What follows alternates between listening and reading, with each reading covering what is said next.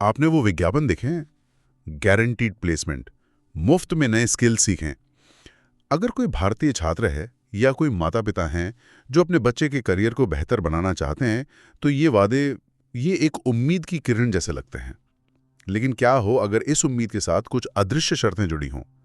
क्या हो अगर ये मुफ्त शिक्षा चुपचाप आपको कर्ज, निराशा और बर्बाद हुए सालों के जाल में फंसा दे? हम यहां सिर्फ गुस्सा निकालने या किसी को कोसने नहीं बैठे हैं। ये एक विश्लेषण है। आज हम भारत में मुफ्त ऑनलाइन शिक्षा के पीछे के सिस्टम, उसके प्रोत्साहनों और उनके परिणामों की गहराई से पड़ताल करेंगे। बिल्कुल। और आज हमारी चर्चा का दायरा यही रहेगा। हम ये देखेंगे कि ये चलन इतना बढ़ा क्यों, ये जो बिजनेस मॉडल्स हैं ये असल में काम कैसे करते हैं, छात्रों को कहाँ कहाँ जोखिम है, और आखिर में ये सब उनके करियर पर क्या असर डाल रहा है। और ये सारी बातें हम हवा में नहीं कर रहे। हमारी जो ये चर्चा है ये कई स्रोतों पर आधारित है। एडटेक कंपनियों के कामकाज पर रिपोर्ट्स हैं, एजुकेशनल लोन्स पर वित्तीय अध्ययन है, और कई सर्वेक्षण भी हैं जो इन प्लेटफॉर्म्स की तकनीकों पर हुए हैं। तो चलिए बिल्कुल शुरू से शुरू करते हैं। भारत में खासकर महामारी के बाद ये मुफ्त ऑनलाइन कोर्स अचानक इतने लोकप्रिय क्यों हो गए? मतलब ऐसा क्या हुआ कि हर तरफ इनकी बाढ़ सी आ गई? इसके पीछे ना कई सामाजिक और आर्थिक कारण एक साथ काम कर रहे हैं। आप सोचिए, भारत में दुनिया की सबसे बड़ी युवा आबादी है, बेरोजगारी का डर लगातार बना हुआ है, और हर माता पिता चाहते हैं कि उनके बच्चे का भविष्य सुरक्षित हो। सही बात है। और ऊपर से सस्ते मोबाइल डेटा ने इन कोर्सेज को देश के कोने कोने तक पहुंचा दिया है। और इस आग में घी का काम किया मुफ्त शब्द ने। आपने बिल्कुल सही पकड़ा। मुफ्त शब्द का जो मनोवैज्ञानिक असर है वो बहुत गहरा होता है। ये किसी भी चीज को आजमाने की जो पहली हिचक होती है ना, उसे खत्म कर देता है। हमारे स्रोत बताते हैं कि जैसे ही हम मुफ्त सुनते हैं, हमारी सवाल पूछने की या जो आलोचनात्मक सोच है वो थोड़ी कम हो जाती है। अच्छा। और एडटेक प्लेटफॉर्म्स इस मनोविज्ञान को बखूबी समझते हैं। और इसका फायदा वो उठाते हैं अपने विज्ञापनों में, जहाँ छोटे शहर के किसी लड़के या लड़की की कहानी दिखाई जाती है जो रातों रात सफल हो गया। हाँ, वो भावनात्मक विज्ञापन, वो सीधे तौर पर छात्रों की असुरक्षा और उनकी आकांक्षाओं पर निशाना साधते हैं। जब कोई प्लेटफॉर्म कहता है नौकरी लगने के बाद ही पैसे दें, तो ये एक ऐसा वादा लगता है जिसमें कोई जोखिम ही नहीं है। सुनने में बहुत सुरक्षित लगता है। बिल्कुल। और ये असरदार भी होता है, क्योंकि हर कोई यही तो सुनना चाहता है कि एक रास्ता है, एक शॉर्टकट है। लेकिन यहीं से बात दिलचस्प होनी शुरू होती है। अगर कोर्स मुफ्त है तो पैसा कहां से आ रहा है? क्योंकि कोई भी कंपनी दान के लिए तो बैठी नहीं है। सही सवाल। और यहीं पर वो छिपे हुए तंत्र सामने आते हैं जो मुफ्त को बहुत महंगा बना देते हैं। सबसे आम तरीका है इनकम शेयर अग्रीमेंट्स, यानी ISA। ISA? अच्छा। इसको तो अक्सर एक अवसर की तरह पेश किया जाता है, लोन के तौर पर नहीं। मतलब ये ऐसा है कि आप अभी फीस मत दो, जब कमाने लगोगे तब अपनी सैलरी में से हिस्सा दे देना। हाँ, सुनने में तो ये बहुत अच्छा और निष्पक्ष लगता है। लेकिन असल मुश्किल कमाने लगने की परिभाषा में छुपी है ना? बिल्कुल। मुश्किल इसी परिभाषा में है जो अक्सर बहुत अस्पष्ट होती है। ISA का मतलब है कि नौकरी मिलने के बाद आप एक तय समय तक अपनी सैलरी का एक हिस्सा, मान लीजिए 15 या 20% कंपनी को देंगे। लेकिन सवाल ये है कि नौकरी क्या है? एक मिनट रुकिए। मतलब अगर किसी को 10,000 रुपए महीने की इंटर्नशिप मिल गई, तो क्या कंपनी उसे प्लेस्ड मानकर अपना वादा पूरा हुआ समझेगी और उसकी सैलरी से अपना हिस्सा काटना शुरू कर देगी? कई मामलों में ठीक ऐसा ही होता है। कम वेतन वाली इंटर्नशिप या आपके क्षेत्र से बिल्कुल अलग कोई कॉन्ट्रैक्ट का काम, इन सबको नौकरी मान लिया जाता है। अरे! और समझौतों में ये बातें साफ साफ लिखी नहीं होती और छात्र इस जाल में फंस जाता है। तो ये ISA वाला मॉडल तो समझ आया, ये एक तरह से भविष्य की कमाई पर दांव है। जी। लेकिन क्या कोई ऐसा भी तरीका है जिसमें छात्रों को तुरंत ही किसी वित्तीय जाल में फंसा लिया जाता है? शायद उसे पता भी नहीं चलता। हाँ, और ये तरीका और भी खतरनाक है। इसे हम जबरन फाइनेंसिंग कह सकते हैं। जबरन फाइनेंसिंग? जी। इसमें प्लेटफॉर्म्स छात्रों को अपने पार्टनर NBFCs यानी गैर बैंकिंग वित्तीय कंपनियों या डिजिटल ऋणदाताओं से जोड़ देते हैं। छात्र को लगता है कि वो सिर्फ कोर्स के लिए साइन अप कर रहा है, लेकिन असल में वो अनजाने में एक लोन अग्रीमेंट पर भी दस्तखत कर रहा होता है। अरे बाप रे! मतलब कोर्स में एडमिशन लेने की प्रक्रिया में ही एक लोन छिपा हुआ है। जी, और इन लोन्स में अक्सर भारी भरकम प्रोसेसिंग फीस और ऊंची ब्याज दरें छिपी होती हैं, जिनके बारे में छात्र को तब पता चलता है जब वसूली के लिए कॉल्स आने शुरू होते हैं। और एक और शब्द है जो इन स्रोतों में बार बार आता है, डार्क पैटर्न्स। ये सुनने में ही खतरनाक लगता है। इसका क्या मतलब है? डार्क पैटर्न्स असल में भ्रामक डिजाइन तकनीकें होती हैं जो आपको वो काम करने के लिए उकसाती हैं जो आप शायद करना नहीं चाहते। और लोकल सर्कल्स के एक सर्वेक्षण में एक बहुत चौंकाने वाली बात पता चली। क्या? कि एडटेक प्लेटफॉर्म्स इन तकनीकों का सबसे ज्यादा इस्तेमाल करने वालों में से हैं, जैसे कि ड्रिप प्राइसिंग।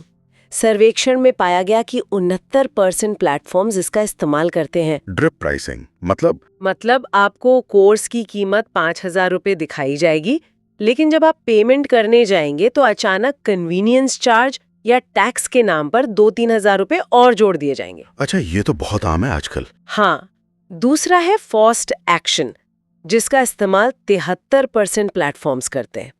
यानी आप कुछ भी करना चाहें, आपको पहले उनका ऐप डाउनलोड करने या अपना पर्सनल डेटा शेयर करने के लिए मजबूर किया जाएगा। और वो भी तो होता है कि विज्ञापन में एक कीमत दिखाते हैं पर क्लिक करने पर वो मिलती ही नहीं। उसे बेट एंड स्विच कहते हैं और 53% प्लेटफॉर्म्स ये करते हैं। कम कीमत का विज्ञापन देकर आपको प्लेटफॉर्म पर लाया जाता है और फिर बताया जाता है कि वो ऑफर तो खत्म हो गया, अब आपको महंगा वाला कोर्स लेना पड़ेगा। तो इस सर्वे के हिसाब से कितने प्लेटफॉर्म साफ सुथरे हैं? केवल 3%। सर्वेक्षण के अनुसार केवल 3% एडटेक प्लेटफॉर्म्स ही इन भ्रामक तरीकों से पूरी तरह मुक्त हैं। सिर्फ 3%? ये तो डरावना है। ठीक है, ये सब तो समझ आया, लेकिन सबसे बड़े वादे गारंटीड प्लेसमेंट का क्या? कोई ये भी तो कह सकता है कि अगर अंत में नौकरी मिल रही है तो शायद ये सब जायज है। और यहीं पर हम प्लेसमेंट पैराडॉक्स में आते हैं। हकीकत वादे से बहुत अलग होती है। हमारे स्रोत बताते हैं कि प्लेसमेंट के नाम पर जो दिया जाता है वो अक्सर वो नहीं होता जो छात्र सोचता है। जैसा हमने पहले बात की, कम वेतन वाली इंटर्नशिप को प्लेसमेंट मान लिया जाता है। अच्छा। कई बार नौकरी किसी बिल्कुल अलग शहर या अलग क्षेत्र में होती है जिसका छात्र के सीखे हुए कौशल से कोई लेना देना नहीं होता। ये अक्सर प्लेसमेंट सहायता होती है, गारंटी नहीं। जिसका मतलब है कि वो आपको कुछ कंपनियों की लिस्ट भेज देंगे और कहेंगे कि अब आप खुद देख लो। बिल्कुल। और इसका एक और बड़ा नतीजा होता है, जब हजारों छात्रों को एक ही करिकुलम से पढ़ाया जाता है तो बाजार में एक ही तरह के सर्टिफिकेट की बाढ़ आ जाती है। हाँ, मतलब उनकी वैल्यू कम हो जाती है, में आप कम हो जाती है। नियोक्ता भी अब ऐसे सर्टिफिकेट पर संदेह करने लगे हैं। वे अब उम्मीदवार के बनाए हुए असली प्रोजेक्ट्स और प्रैक्टिकल टेस्ट पर ज्यादा भरोसा करते हैं। और क्या इस बात का कोई सबूत है कि ये पूरा बिजनेस मॉडल ही टिकाऊ नहीं है? एक बहुत बड़ा और ठोस सबूत है। हमारे स्रोत बताते हैं कि साल 2022 में भारत के पूरे स्टार्टअप सेक्टर में जितनी भी छटनी हुई, यानी लोगों को नौकरी से निकाला गया, हाँ, उसमें से लगभग 43.7% अकेले एडटेक कंपनियों ने की थी। लगभग आधा, मतलब स्टार्टअप्स में नौकरी से निकाले गए हर 2 लोगों में से लगभग एक एडटेक से था। जी, ये तो बहुत बड़ी संख्या है। इसका मतलब तो यही हुआ कि इन कंपनियों का अपना ही भविष्य डामाडोल है। यही बात है। ये दिखाता है कि ये तेजी से बढ़ने वाला सिस्टम टिकाऊ नहीं है, और जब कंपनियां खुद स्थिर नहीं है तो वे छात्रों को स्थिर प्लेसमेंट का वादा कैसे पूरा कर सकती हैं? इसका सीधा असर प्लेसमेंट के नतीजों पर पड़ता है। जब कंपनियों की अपनी ही नींव हिल रही है तो इसका असर उनकी शिक्षा की क्वालिटी पर भी तो पड़ता होगा।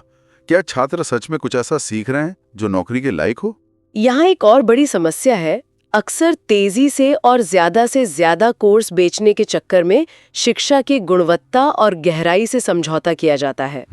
कई रिपोर्ट्स में बात सामने आई है कि बहुत से कोर्सेज में सिर्फ पहले से रिकॉर्ड किए गए वीडियो होते हैं। छात्रों को असली दुनिया की समस्याओं को सुलझाने के बहुत कम मौके मिलते हैं और फीडबैक सिस्टम तो लगभग न के बराबर होता है। मैंने कुछ स्रोतों में तो शिक्षकों की योग्यता पर भी सवाल उठाते हुए पढ़ा है। हाँ, ये एक गंभीर आलोचना है। कई मामलों में ये पाया गया है कि अनुभवहीन ट्यूटर्स द्वारा पढ़ाई करवाई जा रही है, जो कोर्स की भारी भरकम फीस को किसी भी तरह से सही नहीं ठहराता। तो नतीजा क्या होता है इसका? नतीजा ये होता है कि एक ऐसी वर्कफोर्स तैयार हो रही है जिसके पास सर्टिफिकेट तो बहुत है, लेकिन बुनियादी कौशल और समस्या समाधान की क्षमता वो बहुत कमजोर है। ये तो हुई बिजनेस और नौकरी की बात, लेकिन इसका एक इंसानी पहलू भी है। उस छात्र पर क्या बीतती होगी जो इस पूरे चक्र में फंस जाता है? उम्मीद, फिर कर्ज और फिर निराशा। बिल्कुल, और ये शायद इस कहानी का सबसे दुखद पहलू है। हमारे स्रोत एक गहरे भावनात्मक बोझ का वर्णन करते हैं। महीनों या साल बर्बाद करने का अपराध बोध, परिवार की उम्मीदों पर खरा न उतर पाने का दबाव और बार बार नौकरी के लिए अस्वीकार किए जाने के बाद आत्मविश्वास में भारी कमी। और सबसे दुख की बात शायद ये है कि वो इस टूटे हुए सिस्टम को दोष देने के बजाय खुद को कसूरवार मानने लगता है। उसे लगता है कि कमी उसी में है। हाँ, वे अपनी क्षमताओं पर शक करने लगते हैं। ये बहुत चिंताजनक है। कुछ रिपोर्टों में इन प्रथाओं के असर का वर्णन करने के लिए युवाओं के सीखने के प्रति प्रेम को खत्म करना और युवा दिमाग का शिकार करना जैसे कठोर शब्दों का उपयोग किया गया है। बाप रे।